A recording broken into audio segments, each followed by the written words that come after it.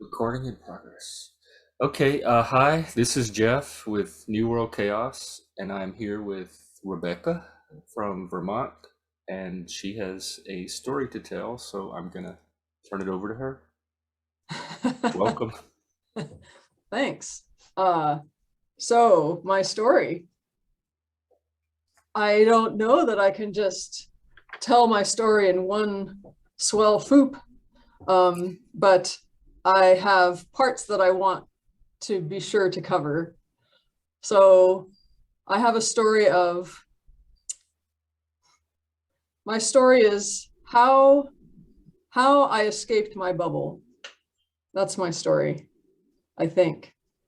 So I want to preface this with a story about something else. And I want to also say that it is very weird to be telling one story in this fashion. But I It's guess, it gets easier if this is okay. your first time, and if there's Yeah. anything I can do to help, let me know. Okay.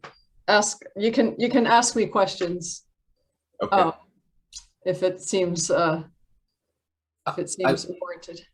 I like the leaving the bubble theme because I think that's very topical right now, and Yeah.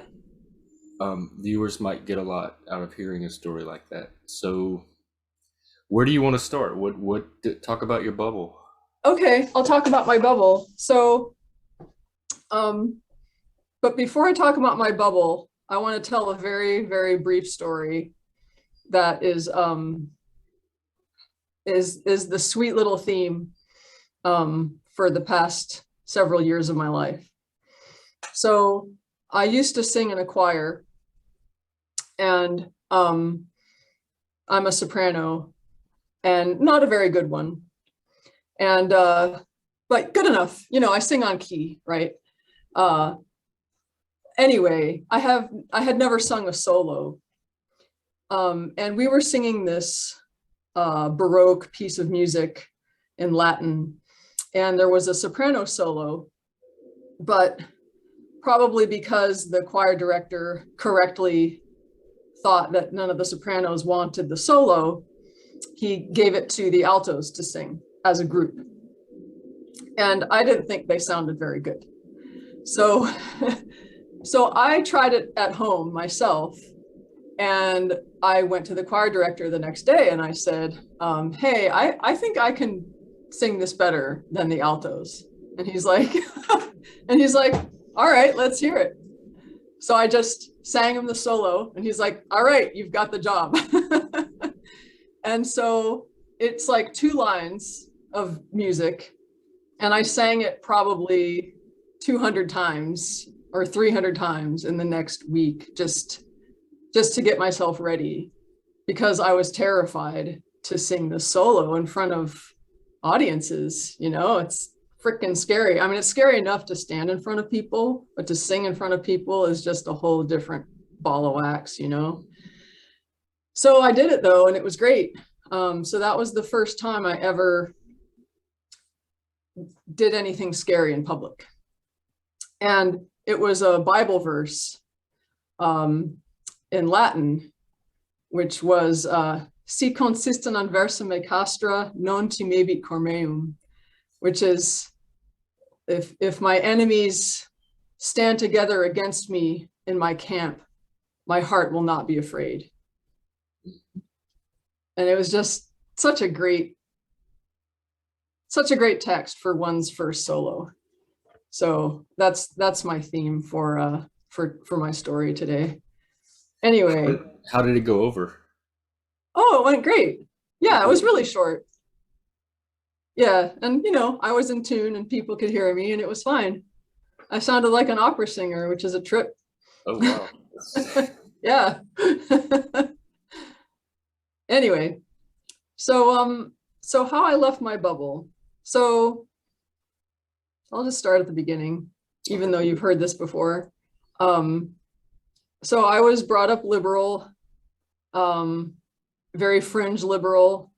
Um, I was, raised by hippies, um, and raised by hippies, among hippies, very counterculture. Um, you know, what you did for fun was go protest a nuclear plant and get arrested or whatever, right? Um, Not that I ever did that, but my classmates did. When I was, in fourth grade, my classmates would go to these protests or whatever. Um, So when you say raised by hippie, it wasn't just your family, it was the entire culture. yeah, yep. Um, yes, it was all, when the hippies did their back to the land thing in the late 60s, then they started having their families at that time and into the 70s. And so I was in that generation. Ah, Um, and certainly there were some interesting aspects to that, which aren't necessary to go into. But anyway, like I lived on a commune briefly, other things. Um, I don't know that I was ever really much of a hippie myself, but that was certainly the culture I was raised in, and it was the culture that I was more or less comfortable in. Um, and I stayed in that. I stayed surrounded by. I mean, I need to qualify hippies, which I think means something fairly particular in that time and place, which is that hippies are, you know, in the context in which I'm using it, just generally left wing, generally liberal, peace and love, um, educated and pro education. So, um, not irresponsible, just perhaps responsible about different things. Um, Pretty intentional about certain aspects of lifestyle and not caring about certain other aspects, and like every other culture, I suppose. So I don't mean to say that I was, surrounded by people who were stoned all the time and having sex with everyone who could move or who wasn't moving necessarily, right? That wasn't what was happening. It was just, you know, peace and love and a little bit of idealism and really thinking you could make the world a better place, and not too different from what any other sort of idealistic counterculture type of person has been dreaming of for the past couple hundred years. There were communes going on in the 1800s, right? Anyway, blah blah blah.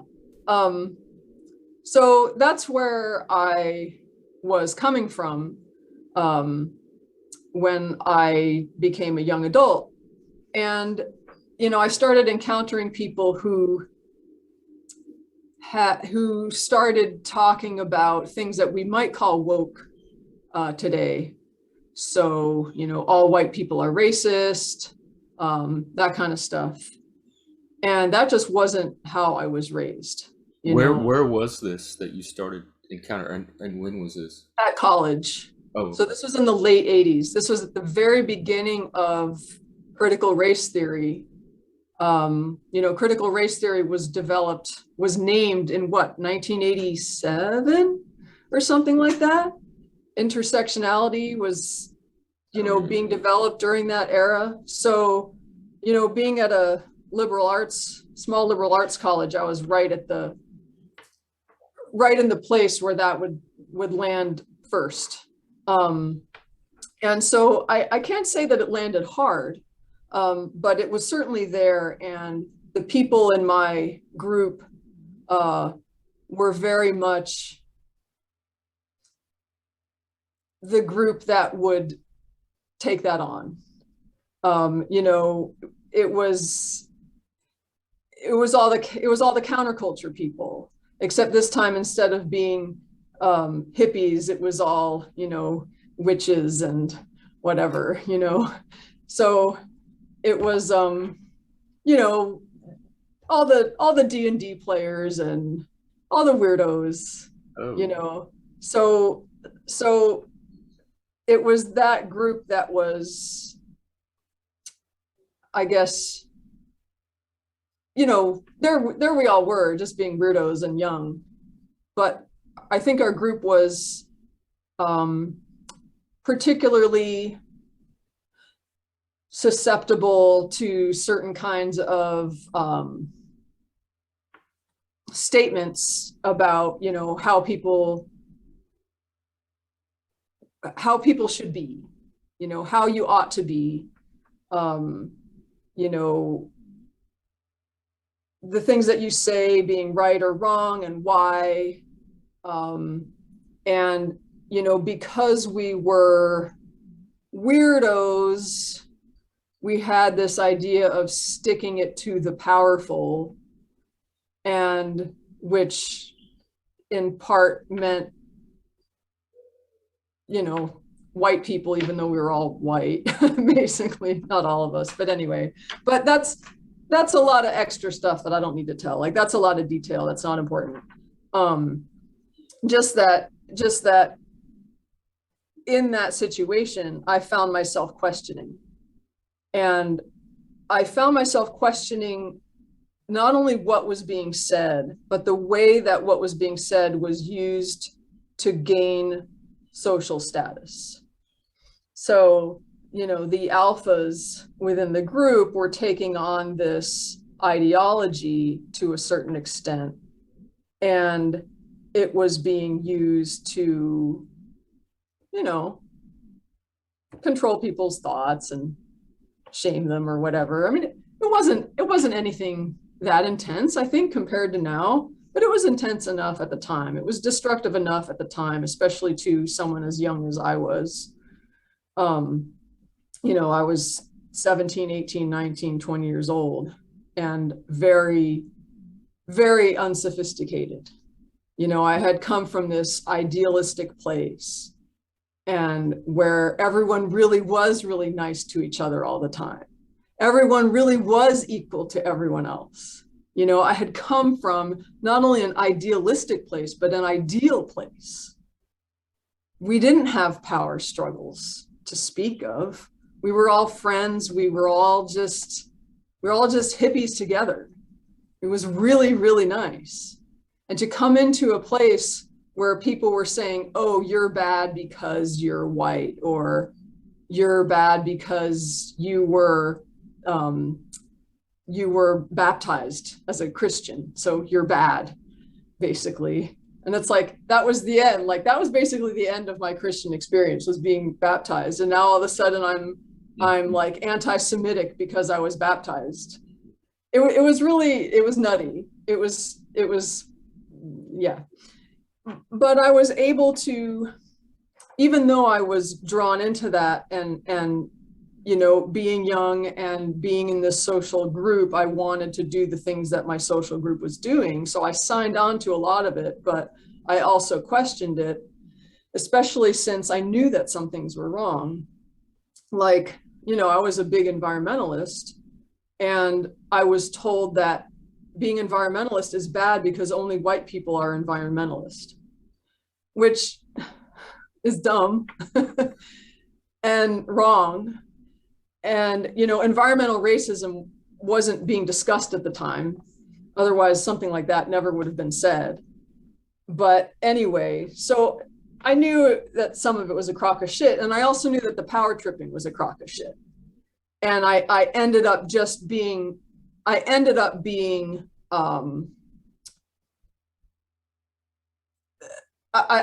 I wasn't pushed out of my group at all, but I had enough conflict with one of the major people in the group that it felt like a break from that whole scene. And it wasn't pleasant, but it was fine. But that was sort of that was kind of an inoculation. And it wasn't pleasant, but it was, I survived. And, then I went through the 90s, and the 90s were the 90s, everything was fine. How I missed those days. And then I came to Vermont, and you know, was living my life. And fast forward to 2016. So 2016, it's the presidential election. Um, I live in Vermont, so Bernie was our guy. Um, and then there's all these, different Republicans. And, need I mention that I have had basically up until that point, barely ever even met a Republican.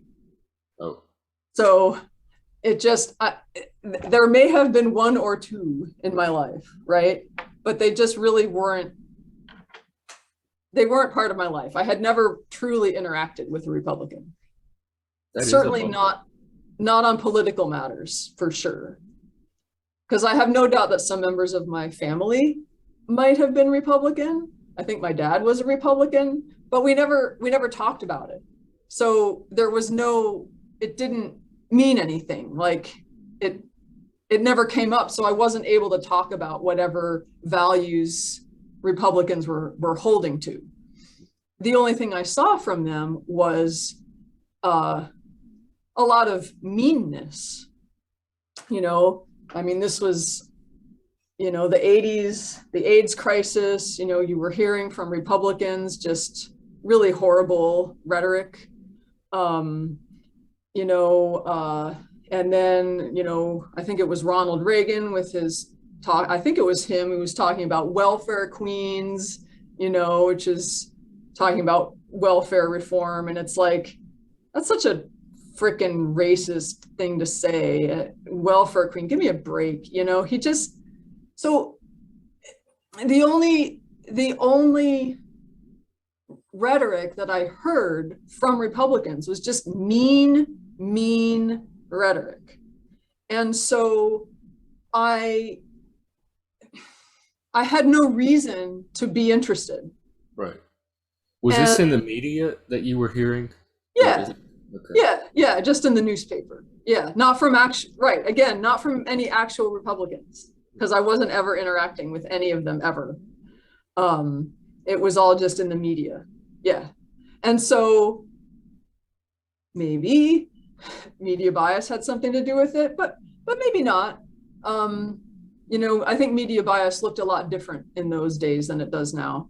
Not that I consumed much media either. Anyway, so fast forward to 2016. So in my city, we had been doing a lot of work trying to get Syrian refugees to the city. It was this huge community-wide project. And that issue, I think, kind of dominated American thought during that time in 2015 and 2016.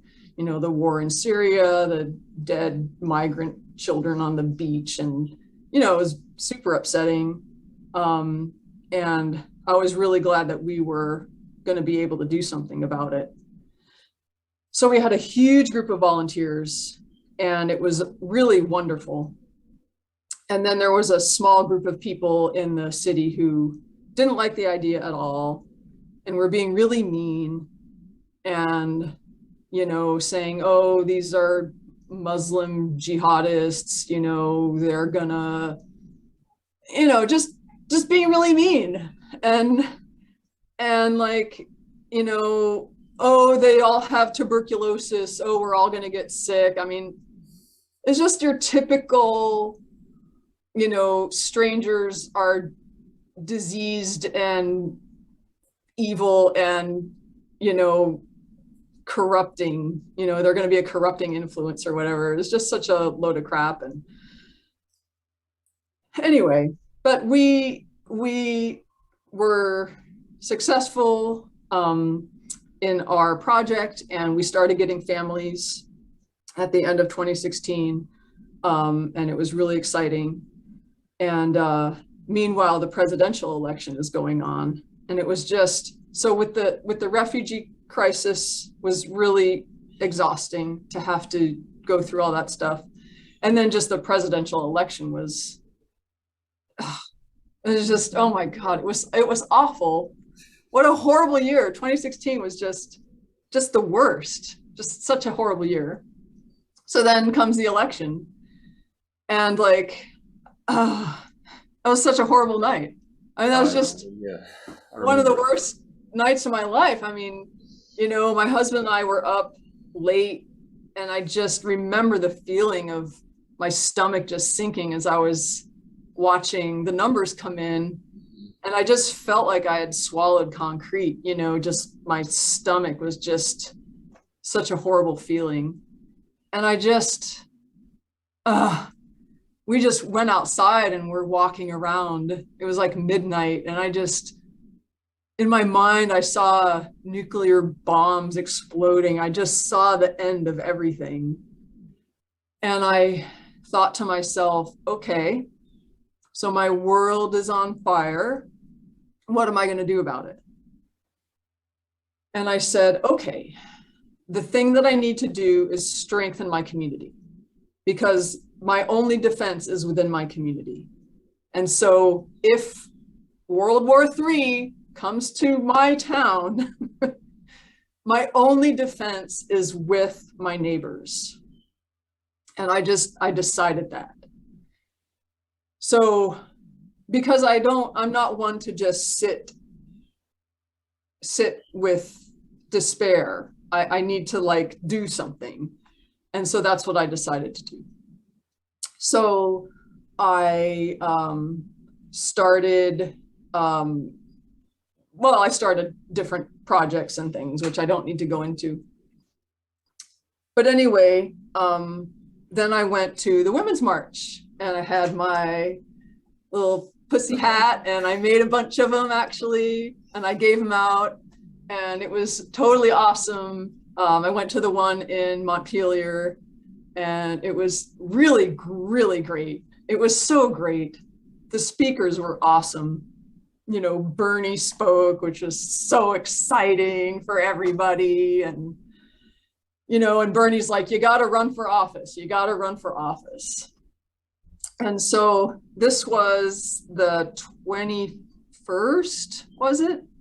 I think it was the 21st. So I went home and I'm like, okay, someone's got to run for office, because with the refugee thing, it had been a big political mess in my city. And people on the city council were all, it was, I don't want to go into what a mess it was, but it was this horrible, horrible political mess. Very ugly. And so I was like, we need to have people run who can, be liberal, support refugees, not be racist, etc. So I called everyone I knew that I thought would fit the bill, and they're like, no, I can't do it. No, I can't do it. No, I can't do it. No, I can't do it. And then I was, watching something else a few days later, and I don't know, I think it was Michael Moore who was talking about, I think we were watching other women's marches. And I think we were watching Michael Moore speak in DC, I guess, or wherever he was. And he's like, run for office. And I was like, okay. So I had like 3 days to get my signatures into City Hall, because you have to collect signatures in order to run for office. So I collected my signatures. I needed 35 signatures. I collected like 40. I put my name in to run for local office. It's like I had no reason to think that I could ever be a politician. Why would I ever want that? Like, it never had appealed to me ever, ever in any way, shape, or form. But there I was being told in no uncertain terms that I needed to run for office. No one else was doing it. It clearly needed to happen. So I did. And there were a ton of people running because of the refugee issue. And so there was tons of people running who were either for or against. And it was very much a single issue year, especially since after the presidential election. And by the way, Donald Trump pretty much ended refugees coming. So it was really sad for us that we only got 3 families. That was it. But at least we got 3 families, and they're doing very well, by the way. One of them owns a house, at least one. So it's really good. Yeah. Anyway, so where was I? Running for office. Running for office. Just a huge pool of candidates, and refugee. And so no one knew me. You know, I'm not from here. I'm not on social media. I'm just a person, you know, but there I was. I'm like, hi, vote for me. And I got elected. And there were 17 people running for 6 seats. I came in 6th, and I beat the next person by 50 votes. This was city council. Yeah. And so there I was stunned, you know, absolutely stunned that I won. And so going in, I'm like, okay, I know what kind of city council person I want to be. I want to be a good one. I want to really do this job. I want to understand how cities work. I want to know what the facts are. I want to understand, you know, unintended consequences of policy. You know, I really wanted to do a good job being a public servant, and I wanted to earn the respect of my fellow council members. So that was the attitude that I had going in. It was really funny, though, on the first day, I walked into the council chambers and we had our assigned seats. And it just so happened that all the liberals were sitting on one side just because of how it worked out with who lost their seats and who gained seats. And then all the conservatives happened to be on another side. But there was a little bit of mix up in the middle. And so I ended up, and it wasn't organized this way at all on purpose. It was completely accidental. But as it happens, I was seated next to the person that I thought of as my arch enemy, because he had spoken so strongly against refugees coming to the city. He was like the leader, or one of the leaders in the anti-refugee group.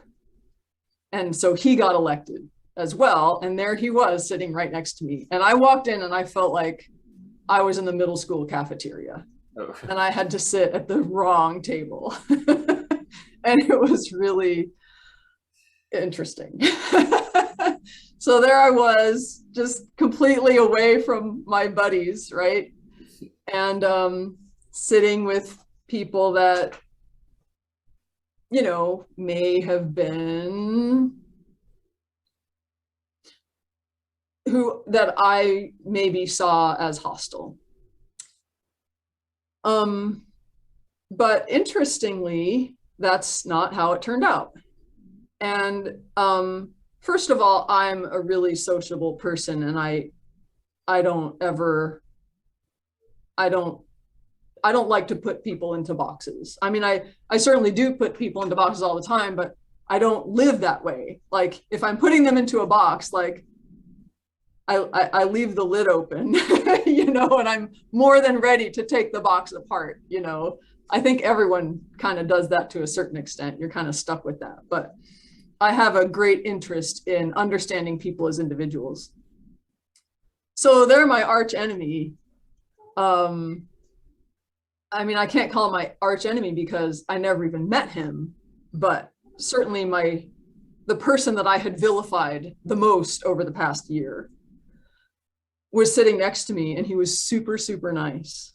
Like, super nice and super encouraging and really appreciative, and noticing everything that I brought to the table. So if I like asked a good question, he'd like turn to me and shake my hand, and he'd say, "Great question." I mean, I love encouragement. It's one of my favorite things ever. And he was giving me all this encouragement. And so that was happening. Meanwhile, I had my Trump voting neighbors, and things were a little cold between us and our Trump voting neighbors. because they just were. I mean, you kind of can't help that, especially after such a big mess of an election. But the fact is, I love my neighbors. I mean, I love them more than any consideration of what they might think. I love who they are more than anything, and they're lovely, lovely neighbors.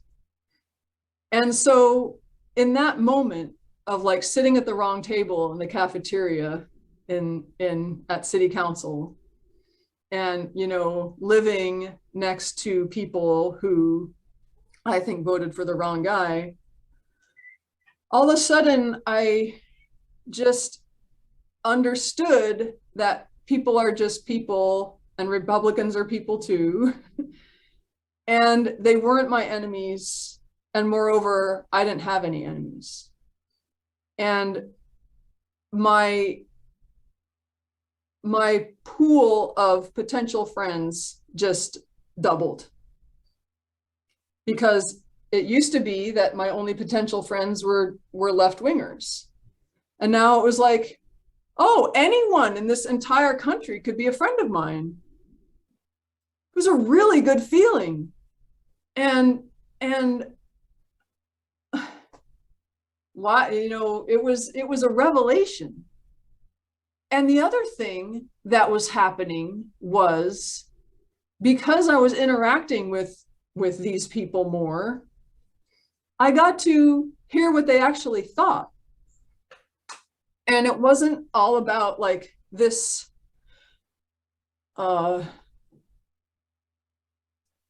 this slogan or that. It was like I got to understand what values they were coming from and what worries they were coming from. And it was not different from mine. Moreover, on city council, it's all about potholes. I mean, city council is just, it's about potholes and it's about snow plowing, like pretty much. And how to fix the potholes and how to plow the streets while not like taxing the people to death. Everyone agrees. And so it's just a matter of, well, how do we do that? And so there was a lot of, you work together to try to solve these problems, which are very, very concrete problems. There's really no room for ideology, or very little room for ideology in city government. You just have to get things done, and you have to understand how things work. Sorry, my cat is meowing. You need to let her out. Oh, I don't know what she wants. I'll just let her meow. I'll just be distracted. And because I had gone in there with the specific intention of being a really good public servant and earning the respect of everyone on city council, because that was my intention, that's what I did. And because that's what I was doing, everyone there was a human being to me. And because everyone there was a human being to me, I was a human being to all of them. And because we were human beings to each other, we could solve problems. And it feels really, really good to work together to solve problems. And it's really hard. And city government is really freaking hard. I mean, there's so much to it. It's like, it's actually a lot more than potholes and snowplows. It's like sewage treatment and, it just, so many things, water distribution, billing. You have no idea what difference it makes to bill, on this week instead of that week, because of how it means to people with, their cash flow of ratepayers. And it's just super complicated. And there's a lot to know and understand. And if you're coming in as I was, just completely ignorant, I just had to do so much work. And boy, it was a lot of work. And I was on a lot of committees, way more committees than everyone else. I don't know why I got stuck with so many, but I really loved them. All kinds of stuff like vicious dog committee where we had to actually adjudicate on dogs who had bitten other dogs, or if they bite people, but that didn't happen very often. So that was actually really intense. You know, people would come and it's like their dog would basically be on trial, sort of, and you'd have to hear. It was really fraught, and very meaningful. I really enjoyed that work a lot. Anyway, so it was all very real. It was all very concrete. It was all very human. And I learned that I didn't have enemies. And then meanwhile, dot dot dot.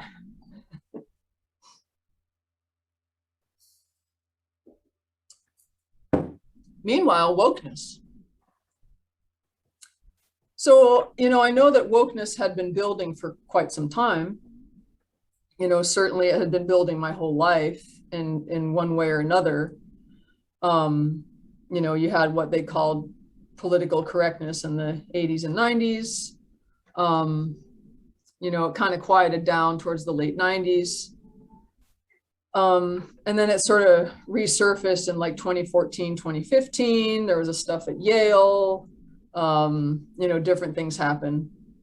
And then the stuff was happening at Evergreen in Washington State. And somehow for some reason, I happened to get clued into that. Like YouTube saw fit to show me stuff about like student meltdowns and things like that. And so I just started hearing more from outside my bubble. So not only was I interacting with people outside my bubble on city council, but I was hearing from people outside my bubble on YouTube. And they were hardly really outside my bubble. I mean, they were still all liberals. They were just liberals who were going, hey, wait a minute, this is not right. This is some freaky stuff.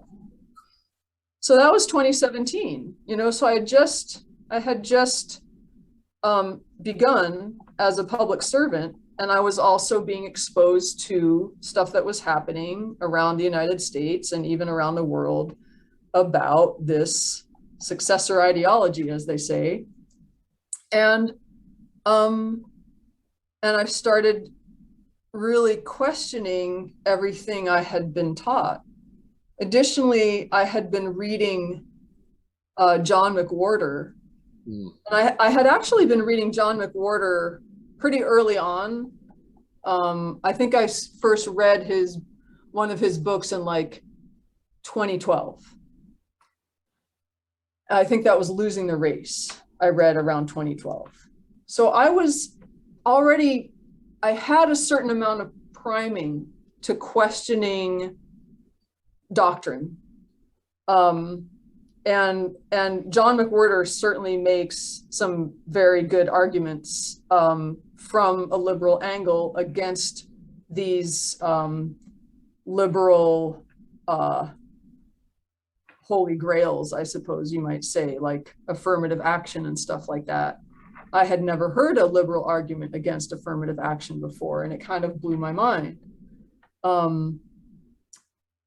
And again, I really wish that the conservatives / Republicans of my childhood had been making good arguments like that all along, you know, instead of just being mean all the time. But anyway, never mind that. Basically, I'm saying I can't blame myself or any of my friends for our attitudes if you know, our choice was between meanies and idealists, you know, idealists, I meant to say. So anyway, so John McWhorter, I had read him in the past, you know, he was coming up more, and I just started seeking out more liberal criticisms to what was, you know, this new ideology, which I don't know when I first heard the term wokeness, but it, you know, it was around that time, close enough, maybe 2018. Robin DiAngelo's book came out in 2018. I read it, hated it. um, and so meanwhile, I'm a public servant.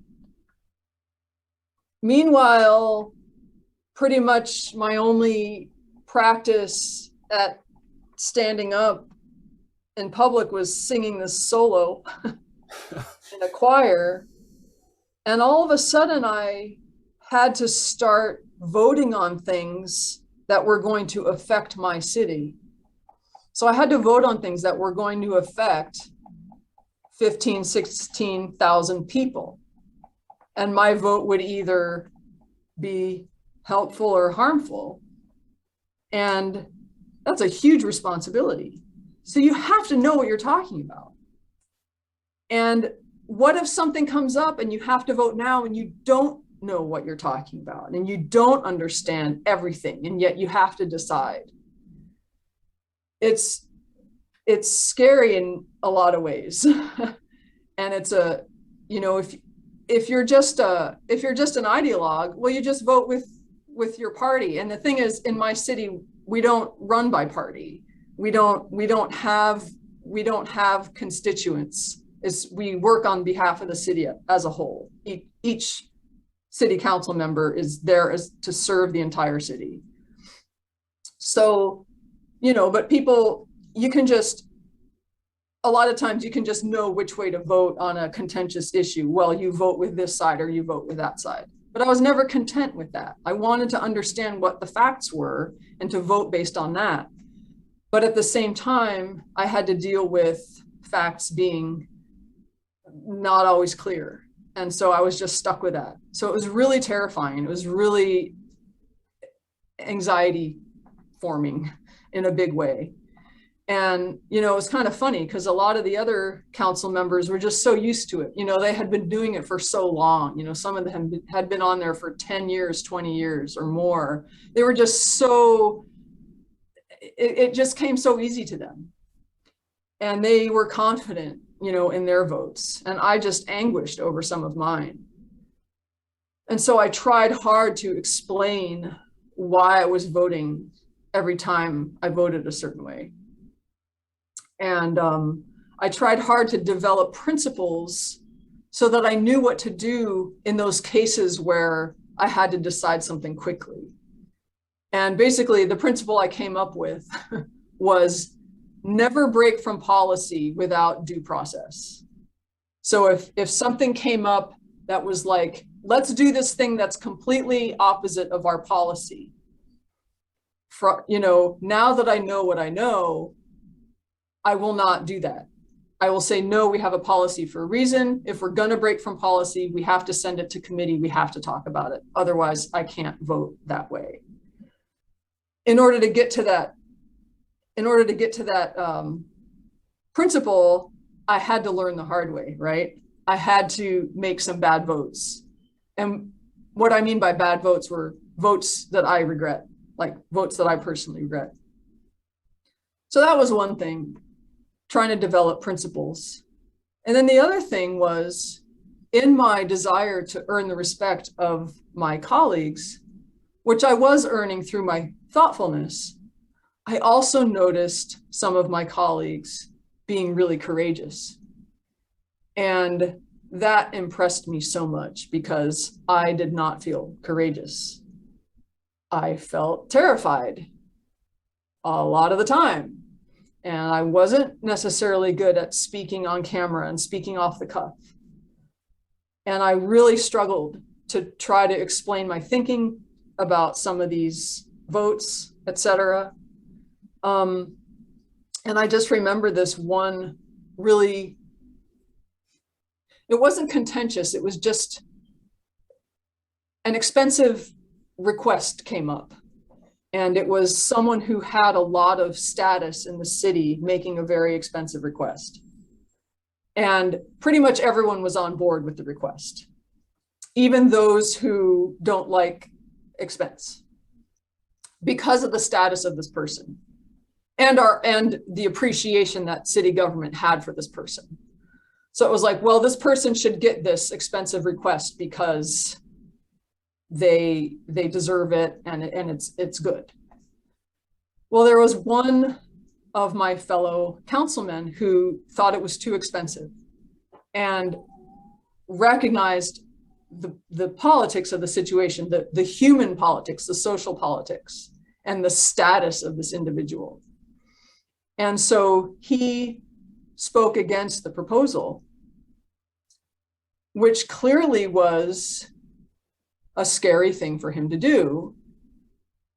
I don't want to say clearly, but I will say it was risky, and his voice was shaking when he was saying what he had to say. And this guy, he never had any problem being the fly in the ointment ever. And he had always been, very outspoken and very willing to just always be kind of the negative voice or whatever. But in this moment where he was going up against this situation of such high status, he was like,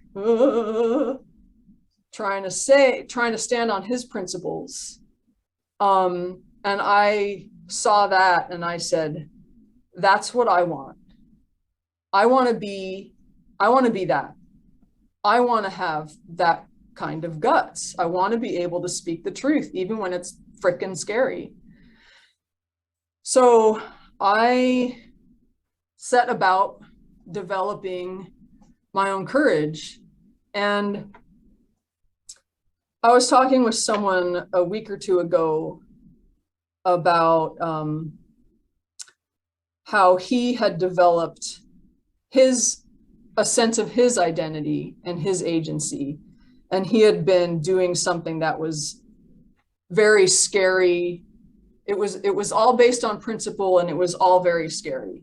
And I can't say more than that, but it was, it was just him. Like he was the one who was personally responsible for everything that was happening in that moment.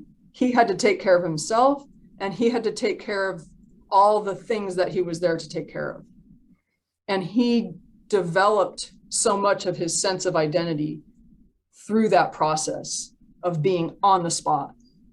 And I really connected with that story because it was the same thing for me, because I was on the spot. I was on TV. I had people that I was responsible to. And it was just me, man. I could not pass off my vote. I had to vote. And what an amazing privilege it is to be in that position. And I do want to tell everyone that they should run for office, because it's quite a remarkable thing to be a public servant. But anyway, I developed as a person, maybe more in those 4 years of being on city council. I think I probably developed more as a person in those 4 years than I developed in any other 4-year period of my life, except for the first 4 years of my life.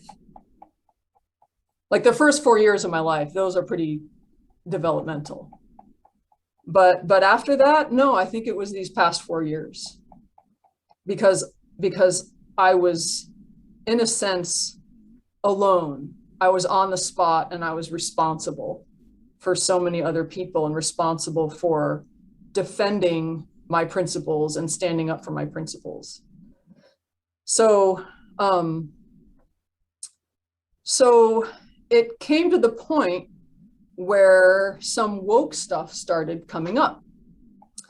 And for example, there were some on the board who wanted the board to do anti-bias training. Hold on just a second. Okay.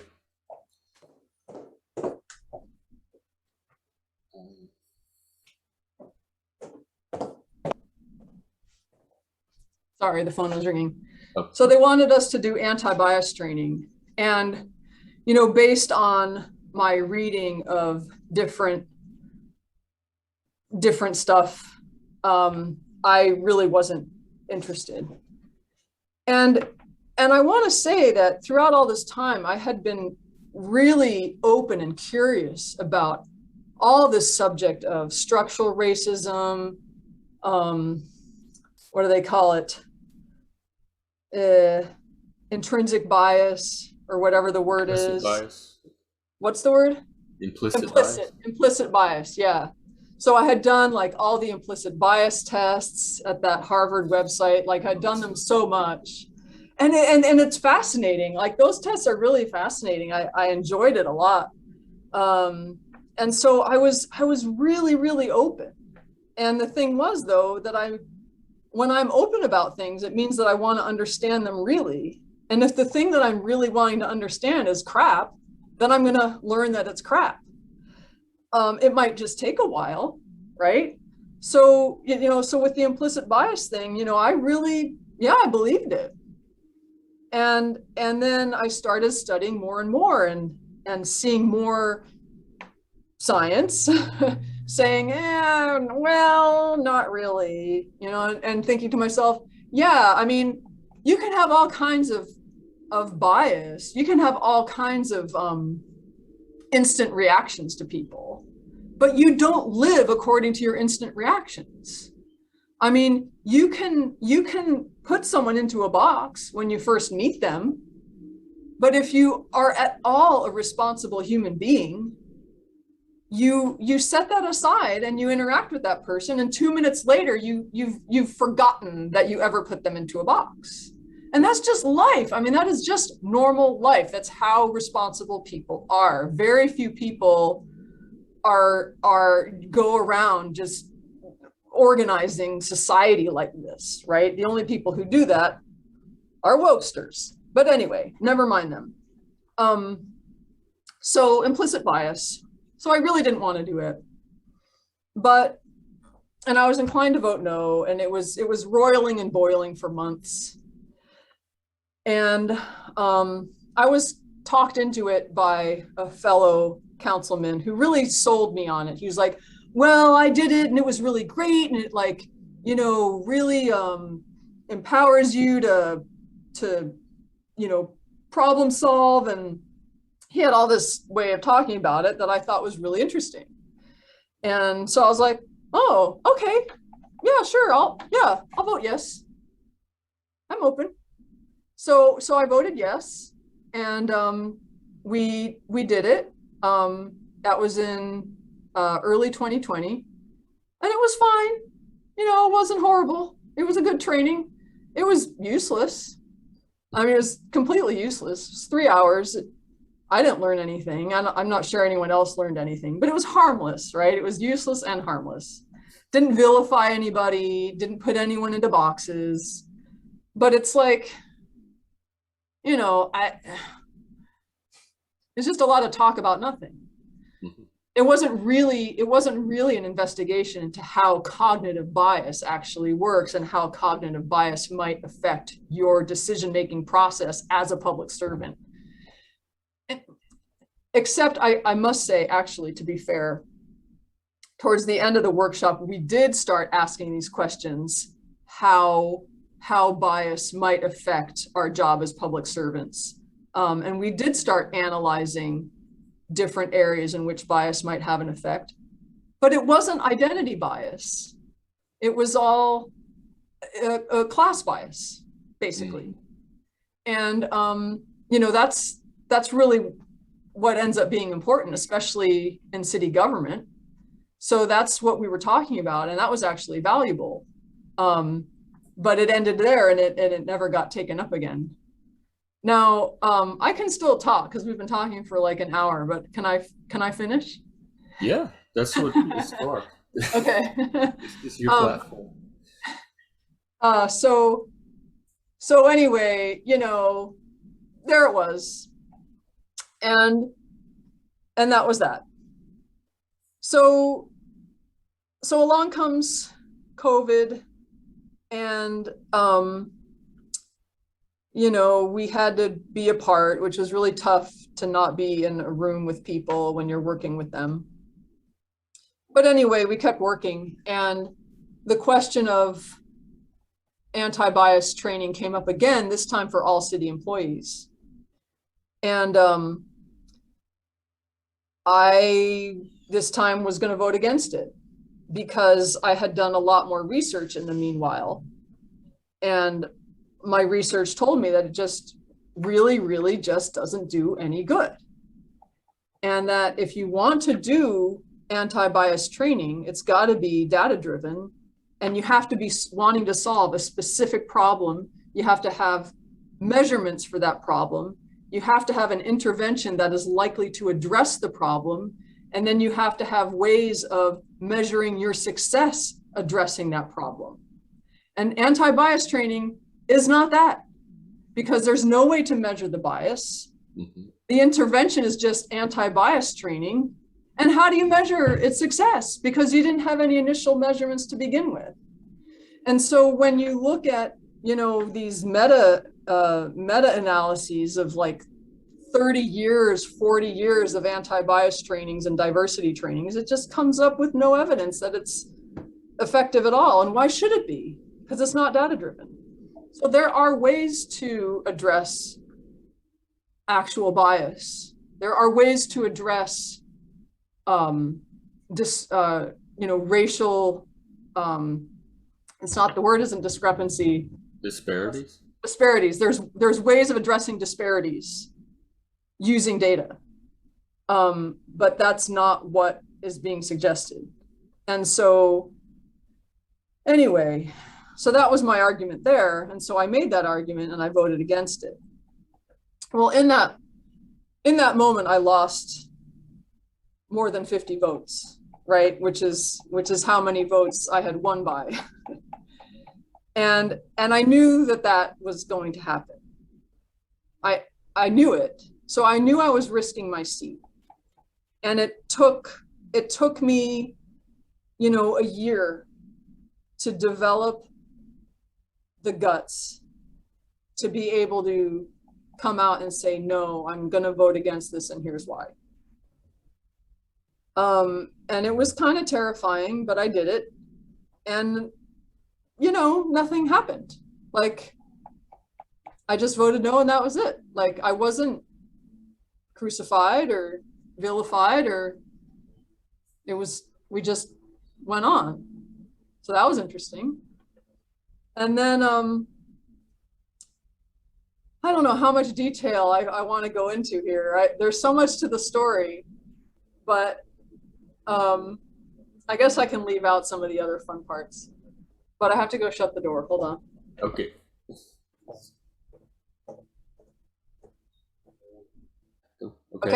Okay, sounds good. So nothing happened. I did my vote, and that was that, and that's what happened. And I went on with my life. Meanwhile,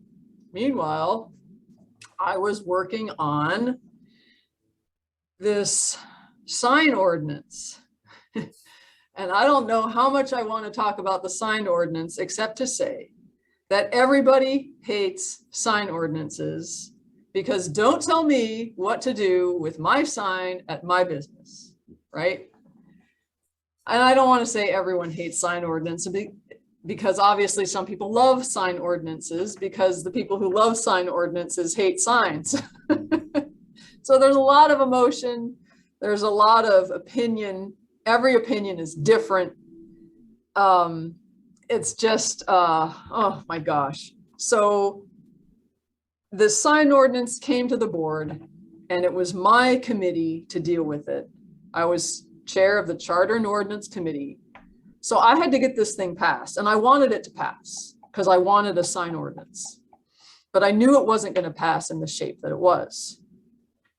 Meanwhile, I had been working for all this time on developing my relationships with my fellow council members, which is what you have to do if you want to get people to work with you, is you have to develop relationships with them. Kind of makes sense, but I guess some people don't understand that. Anyway, so I had this really fraught piece of policy that was not going to pass, and there was a lot of pressure coming from everyone to do this with it or that with it. And people just wanted to like set fire to it. And some people wanted to, I mean, oh my God, so much anxiety about that freaking thing. It was so difficult, so much pressure. I was not ready for that. I had no particular skill in pushing through sign ordinances, right? All I had were my principles, right? And my willingness to do a good job no matter how long it took. So I took 2 years on this thing, and I worked very slowly and methodically. And I tried to get it into a shape that, while probably making everyone unhappy, at least most people would support it. So it wasn't as tight as some people would like. It wasn't as loose as other people would like, but it was like an improvement over what we had, like a vast improvement. And that was I want to emphasize again how much anxiety was in that process, how fraught it was, and how tough it was for me, who by nature wants everyone to be happy. I really want everyone to be happy. And to be the person to take a machete to this ordinance so that it would pass was really hard to do. But I did it because it was clear to me that that's what I had to do. And there was one of my fellow councilmen in particular really hated it. And I just knew he was going to vote against it. Because he just didn't like it. Every time it came up, he took the opportunity to vomit all over it, metaphorically speaking. And but I started working with him, asking for his input, and I'm like, I know that you're not going to support it, but I still want to incorporate your input. So I worked really hard to get his and everyone else's like personal input into this piece of policy. And I really thought it was going to fail. It seemed like everyone was against it. No one was happy. And it was coming down to the wire. And the next election was coming up. I had pretty fair idea that I wasn't going to get reelected, and that I needed to finish my job before I lost my seat. So I just had to do whatever needed to be done to get this thing in the shape where it would get enough votes to win or pass. So it came down to this one meeting, and we were stuck on this one aspect of it. And suddenly, the person who had been hating on it all along offered a compromise. And it was like everything just opened. And a person over here offered another angle. And then like those two angles presented a problem over here, which we were like, well, we can address it this way. And it was all connected to like COVID, and just there were so many things pulling on this ordinance. It was crazy, just all this stuff in tension, all these concepts that were just constantly pulling it apart, right?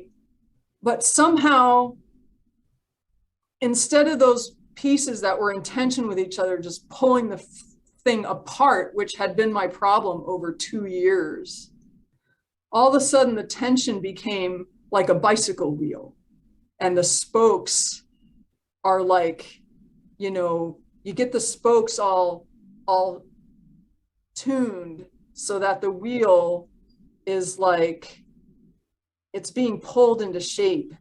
and it has this strength. And it's the same thing with bridges, all this tension and counterweights, and instead of being pulled apart, it gets pulled together. And it was just this freaking amazing moment. It's just one of the most beautiful moments of my life. It was like I don't know how to describe it. It was just so beautiful.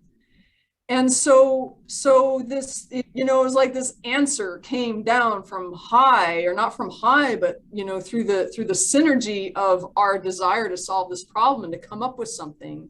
And it did, and it happened, and it was like it worked, and it passed. And it passed 9-1.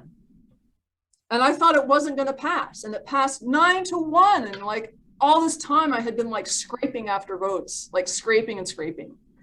And it was like this huge, huge victory. And, someone was like, this is a great piece of legislation. It shows what you can do when you compromise, blah, blah, blah. I mean, it was really, really beautiful. And it's like, okay, it was just a sign ordinance. Like, it's so funny for me to be speaking in these grand words about this, 26-page document that most people aren't ever going to look at. But it was still a really beautiful example of humanity, human nature, and how people work together and do things synergistically or not, and do things cooperatively or not, with respect or not, and what can happen if you are a human being treating other human beings with respect. Wow, you can really have quite a bit of success. And so now we have this ordinance that's pretty good. I mean, it's not perfect, but it's a lot better than what we had. And it's like, I had a big hand in that. That was really neat. I did that.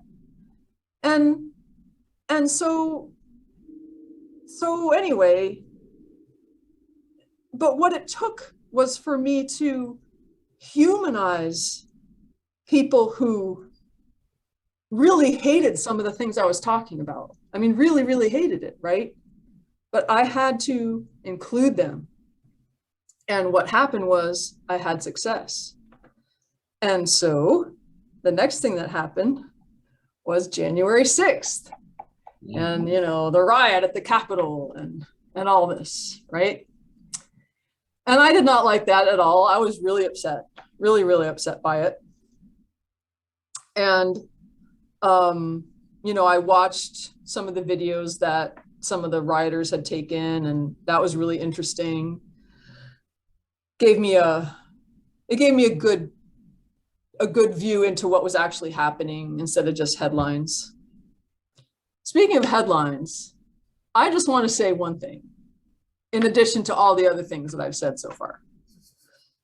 Being an elected official gives you such insight into journalism, because you are the one that they are quoting or not quoting.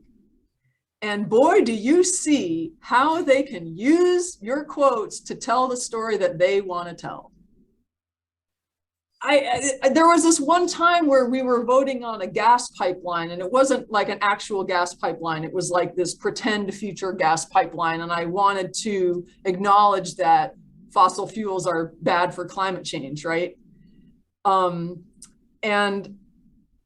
yet I wanted to acknowledge the arguments of my opponents on the matter, because their arguments were good. They were economic arguments about natural gas, and you can make good economic arguments in favor of natural gas. And I think it's important to acknowledge your opponent's arguments. So I did.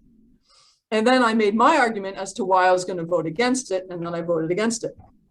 Well, in the paper, they printed my acknowledgement of my opponent's arguments and never printed my own arguments in favor of my vote. So I came out looking completely the opposite from how I was.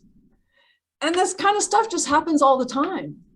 And so, boy, do I understand now every time I read an article, I'm like, oh, there had to have been more to the story. There's always more to the story. And you can know that, but to live it really brings it home.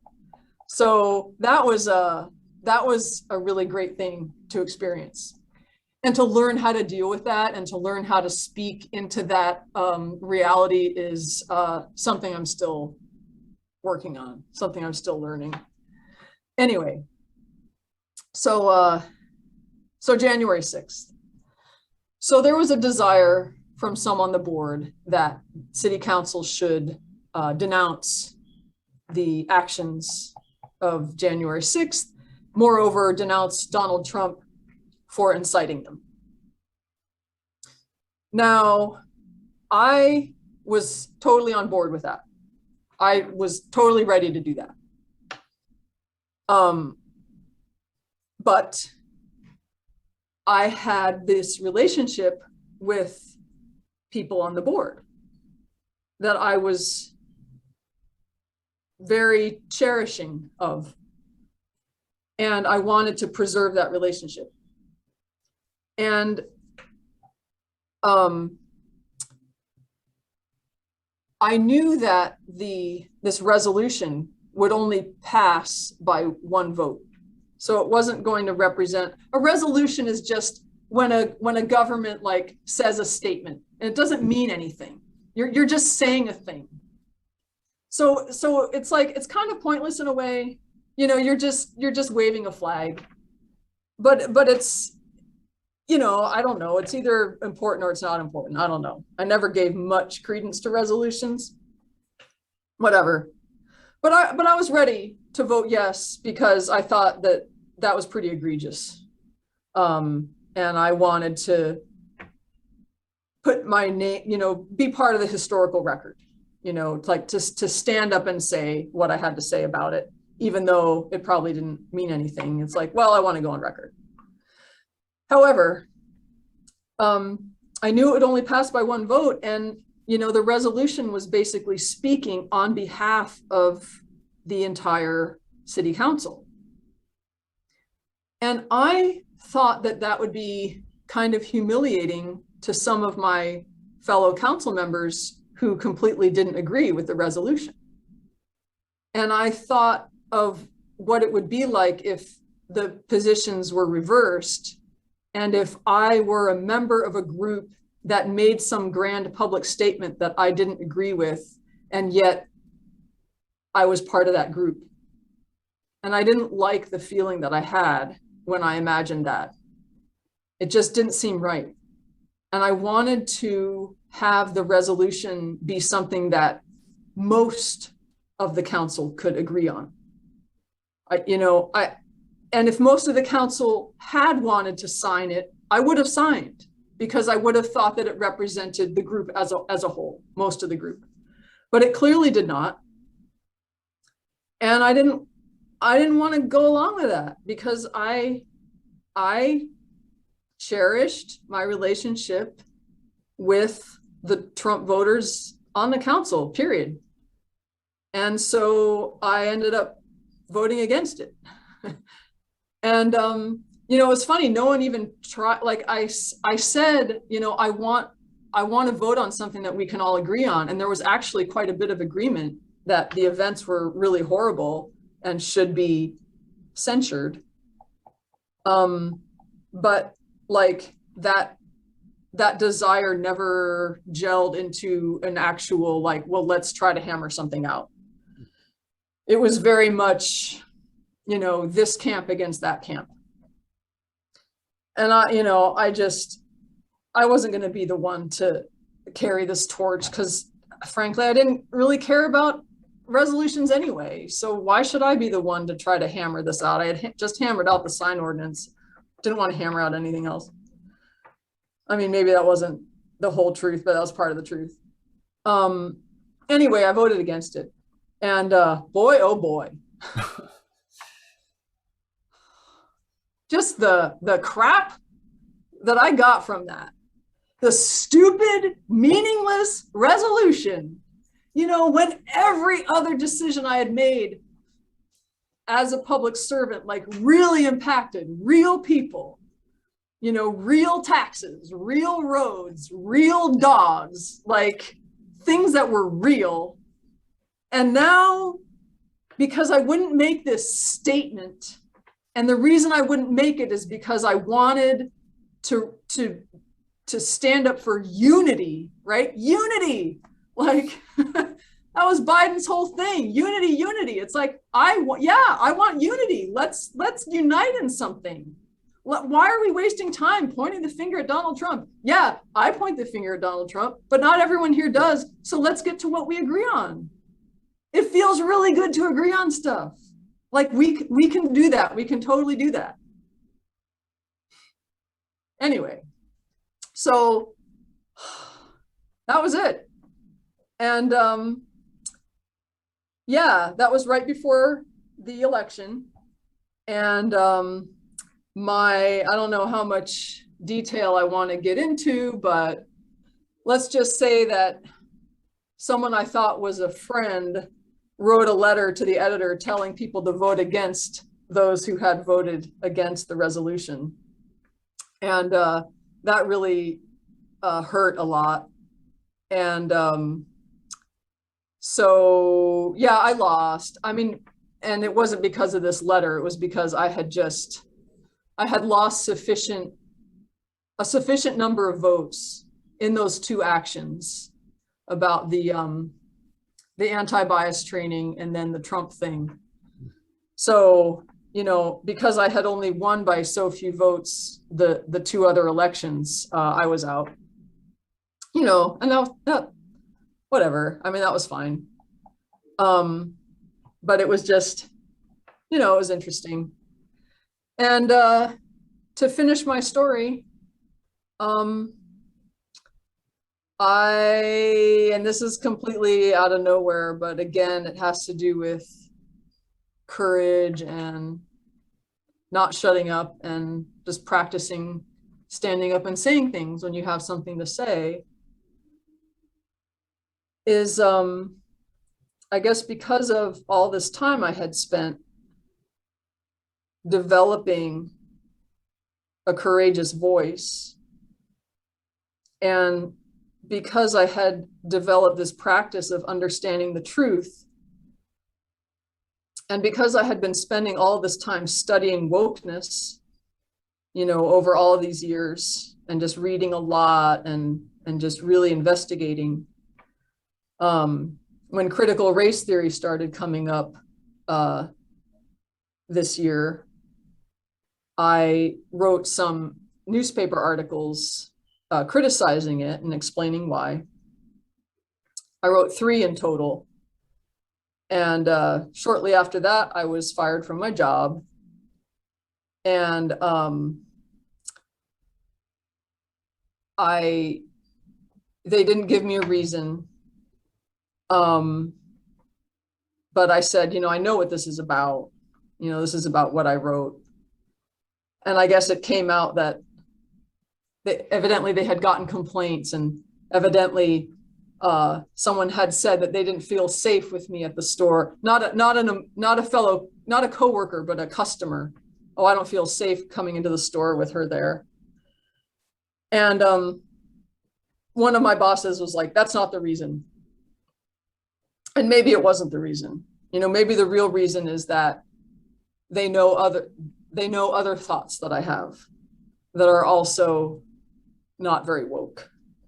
And even though they don't impact my, you know, my work at all, I mean, not at all, they just couldn't handle having a free thinker in their business. I think that's what it came down to. Like, it really was a case of wrongthink, and my thoughts were abhorrent to them. So they got rid of me in the name of inclusion. Like, that was a word that came up. Someone asked one of my bosses, so what happened with Rebecca? And that person said, well, mentioning another boss, you know how he feels about inclusion. So that's why I was kicked out in the name of inclusion. And so so that was really upsetting. But I can't say I wasn't expecting it. And it was just kind of a matter of time. If I kept talking and like as an alderman or a city councilman, like saying what I actually thought and really trying to get at the truth and feeling responsible to speak the truth, you know, and I'm aware of what the world is like, so I knew what I was risking. It still was really painful, especially because that was my like 95% of my social life was my job. Maybe even 98% of my social life was my job. So it was a really tough exile, really mean, really upsetting. Um, and but interestingly, when I tell people about it, everyone's 95% of the people that I tell are really shocked and dismayed. And that gives me hope, that the more and more, because everyone's in their bubble, right? And they're not hearing about this stuff. And so I'm hoping that with my story, they will start to realize that cancel culture is a real thing and it's a real problem. And wokeness is not a good idea and just doesn't work on more than one measure.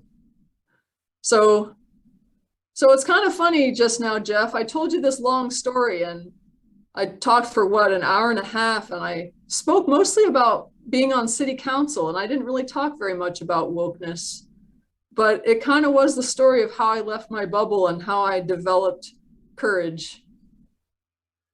Where are you now? Where does that leave you currently? Um, well, uh, it leaves me pretty free. I'm free floating. Leaves me without a job. Leaves me just as determined as ever to tell the truth. Um, and it leaves me feeling pretty determined to be very, very careful with how I say things so that I can make an impression on as many people as possible. Because it's one thing to tell the truth, but telling the truth doesn't matter if people can't hear it or if only certain people can hear it. So I think there's a way, I know there's a way of being very, very deliberate in one's speech so that people can hear what you're saying. And so I was actually invited to join a Zoom call with some students who wanted to talk about critical race theory. And, because of my articles, they invited me to join in. And I'm gonna say yes to their invitation and go talk to a bunch of students over Zoom about my thoughts on CRT. And I can only imagine that a lot of these kids are pro CRT, what they think CRT is. And I'm going to take quite a lot of effort to be as clear as I possibly can in explaining my objections and really focusing on principles and definitions and specific concerns and specific examples. So it leaves me with quite a lot of skills and developing skills, as yet developing skills, and a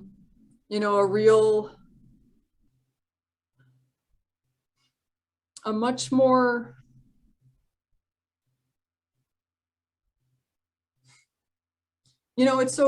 it's just so funny to think of election night 2016 and how miserable I felt then, and to contrast it with everything that has come since. No nuclear bombs went off. and the only nuclear bombs, figurative nuclear bombs that went off had very little to do with Donald Trump. You know, it was all this other stuff. And so I guess I feel equal to my part of the task. And there's lots of, lots of opportunity to engage with people on the subjects at hand. Well, good. We could probably do a whole podcast on this next question, but maybe real quick, if someone wanted to leave their bubble or become aware that I think first become aware that they're even in a bubble, and then based on that realization, want to take steps to leave it, what are some bullet points you can maybe give? And the building courage part, because you said building the courage was part of it. So do you have any quick tips or quick suggestions on how to build the courage and leave a bubble that you could break down into just a few bites? In terms of leaving the bubble, I mean, you just have to expose yourself to other media sources. You've just got to do that. And I, as upsetting as that can be, and still sometimes is for me, I try to focus on the principles that people are expressing when they are railing against things that are important to me, right? So if people are talking about climate change and blah, blah, blah, and they don't want to, they don't want to not have natural gas, it's like, well, what's important to them? Why are they coming from that point? And yeah, I can relate to that. I mean, I can relate to the desire for economic prosperity. Heck yeah, I like economic prosperity. I mean, there's all kinds of reasons why someone might object to this policy or that. Speaking of policy, this is really tough, and I think sometimes you just have to luck into it or be really, really good at researching. But there's so many unintended consequences to policy, and it's really hard. You just don't hear about those unintended consequences from anyone. You don't hear about it from within your bubble, and you don't hear about it from outside your bubble, because it seems to be all just us against them, and no one is really thinking about the actual impacts of actual social policy. So you have to seek out, I think you got to go to think tanks, and see what the think tanks are coming up with, because those tend to be a little more data driven, and read what they're saying. And that can give you another point of view on how to look at the problem. And I think just interacting with people, I mean, if you don't know anyone who's outside of your bubble, it can be kind of hard to do, but, trying to interact with people just as humans and not putting them into a box, and, appreciating what is within them just really goes a long way. And as to building courage, that's so hard. And God, it's just, I can't even advise anyone, because all I can say is that it feels so good. Like the chemical brain rewards to public integrity are so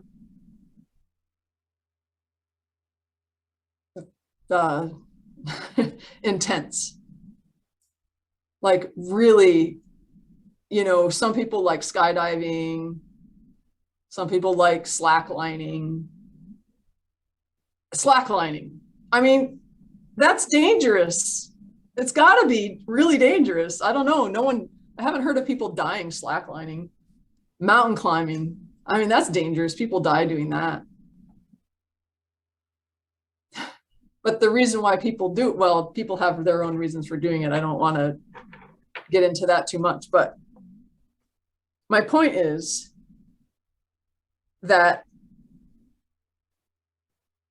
people climb cliffs because of its rewards, its intense rewards. And displaying your principles in public is just as scary as climbing up a cliff because it's just as dangerous. But it's also just as rewarding, even more rewarding, because you're not just doing it for yourself, you're doing it for everyone else as well. You know, it's not just a personal victory against the elements. And I'm not discounting personal victories against the elements, but it's a personal victory for the sake of your community, and other people gain from that. So it's a service. And I guess the way I was able to develop my own courage, not only just from a sheer desire for courage and just really wanting to emulate people who had real guts, because I respect them so freaking much for it, was really, really wanting to be of service. And so in order for me to serve my community best, I had to serve with integrity. And, you know, a friend of mine, after I lost re-election, said that integrity is the best reason to lose an election. And I think integrity is probably the best reason to lose just about anything. So courage is so much more than courage. It's also service. It's also humility and integrity. Wow. Well, this has been great. Thank you for coming on and sharing. I really would like to do another podcast at some point where we get into discussion about some of this. Is there any last minute thing you want to leave with people? Si consistent adversa me castra, non timebit cor meum. You don't want to sing it? You want me to sing? I'd love to hear. You know me, I'd love to hear. I'm just crazy enough to do it. Si consistent adversa me castra, non timebit cor meum, non timebit. Non timebit cor meum, non timebit cor meum. Oh, that made the whole rest of my day. I'm definitely not editing that out. I can't think of anything else that's gonna go, so we should probably just end it on that. Rebecca, thank you again. Thank you. Thank you, Jeff.